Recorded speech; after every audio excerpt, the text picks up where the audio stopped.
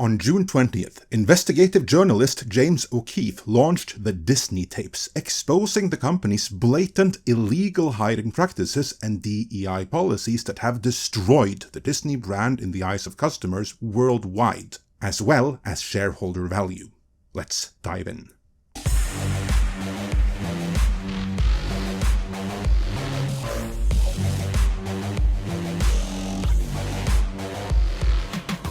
First off, much of what is revealed here will be familiar to long-term viewers of Midnight's Edge, Valiant Renegade, WDW Pro, That Park Place, and many more, as we've all been covering and documenting this stuff for years already.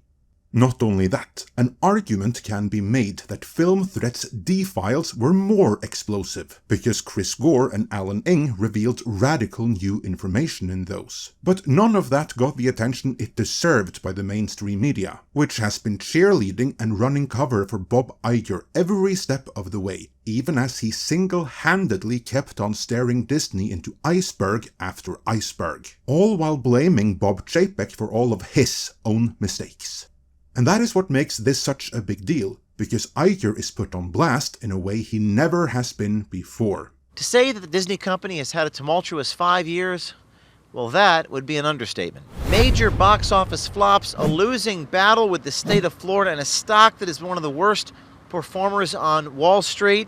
And as you'll probably conclude from this report, as well as recent shareholder rumblings, almost all of Disney's recent failings are as a result of Bob Iger and the cast of characters here at Disney that are trying to force woke DEI policies into every aspect of Disney's vast media empire. Even though we may be familiar with this, the public at large isn't, because the media kept it from them.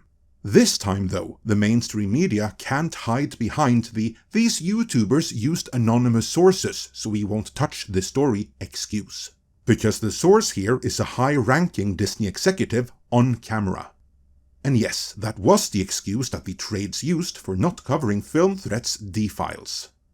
A trade did reach out to Film Threat and demanded they reveal their sources, probably so they could forward that information to Disney. But naturally, Film Threat didn't blow their sources, and so the D-files never got any trade coverage. But this time, the source is Michael Giordano, a high-ranking Disney executive and dealmaker, who spills his guts on hidden camera, thinking he's on a date, and that is a little bit more difficult to ignore. So, let's see what he has to say, beginning with Disney's blatantly illegal and discriminatory hiring practices. They even passed over a qualified half-black person for a promotion because they didn't look black enough. We wanted to hire somebody in the department a few years ago now, who was half-black, but didn't, appear half-black. And there was a creative executive who was like, we're not, that's not what's wrong. They wanted somebody in meetings who would appear a certain way, and he wasn't gonna bring that to the meeting. I mean, it kind of feels like we're, at some point there's going to be a lawsuit. That's kind of how it feels, just because of, And that is a lawyer talking. So how does Disney explain pushing these discriminatory practices? They use code words and buzzwords.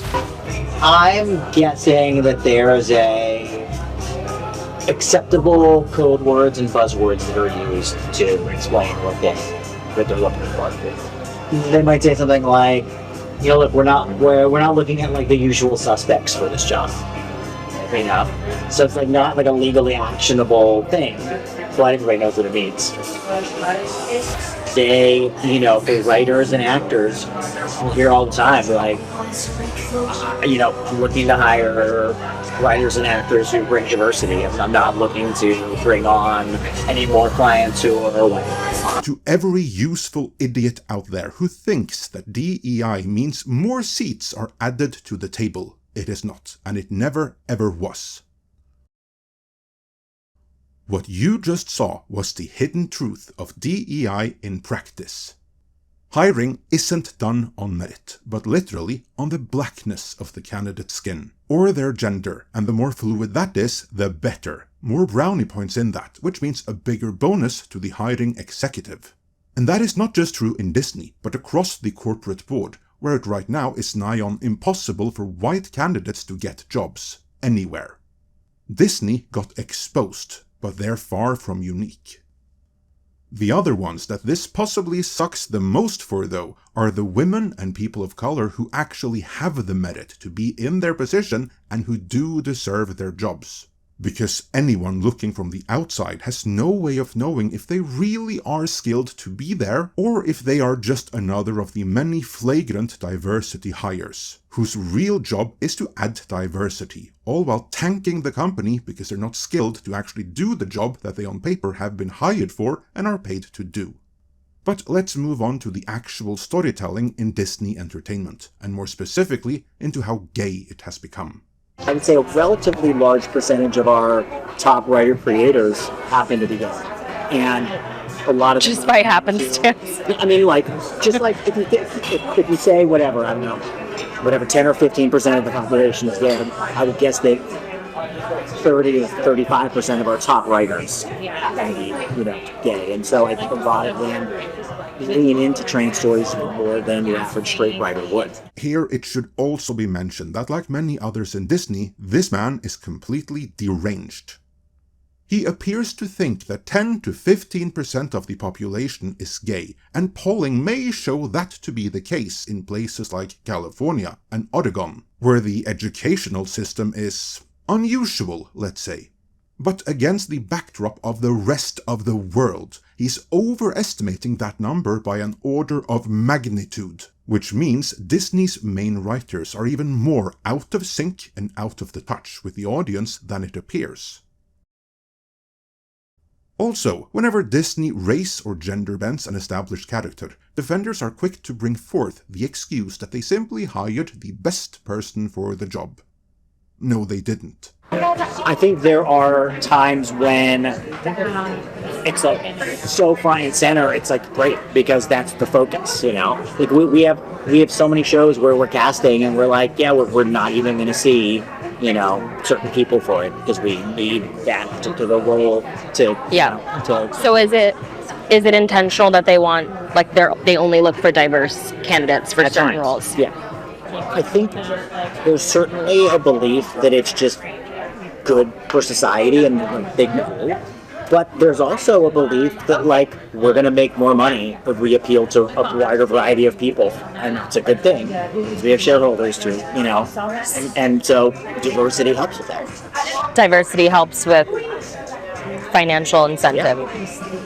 Yeah. So is it like, do you think it's more so on that side, or are you using, like, any good prices gets put to use, or regardless? I think the Disney regardless. Note what he said right there. First, he ran the excuse that forced diversity is good for business and shareholders, even though we now have years' worth of data to demonstrate that not only is that not true, on the contrary, forced diversity is a certified brand killer, before he admitted that Disney would have done it anyway, meaning the good for business is just an excuse. They would have done it anyway. But why? That is probably above this guy's pay grade, but that is where you need to look at the likes of BlackRock, Vanguard and State Street, who have shielded and enabled Bob Iger every step of the way. But again, that is above this guy's pay grade, so let's see what more he has to say. But I think that there are, like, even conservative people who may not want to lean into it can easily make the argument that, like, we make more money when we appeal to a wider variety of people, and that means diversity. Yeah. There's a real focus on every show. And I'm sure the movies too, though I don't deal with that side of it. So, just making sure that the writer's room has a real, diversity, not just gender or sexual orientation and ethnicity, but, making sure that they're hiring some writers who may have certain disabilities where they wouldn't have been hired before. So there's kind of a really broad look whenever we're doing that to make sure that everybody gets. Yeah. Note again how being talented and knowing what the hell they're doing isn't a requirement.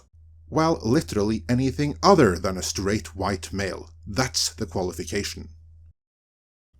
And that's especially true on the corporate side, something Michael himself has personal experience with. Now I'm like a half step below a department head. I have a team under me, but I don't oversee a whole department. And I'd like to oversee a whole department, whether that's at Disney or having to lead.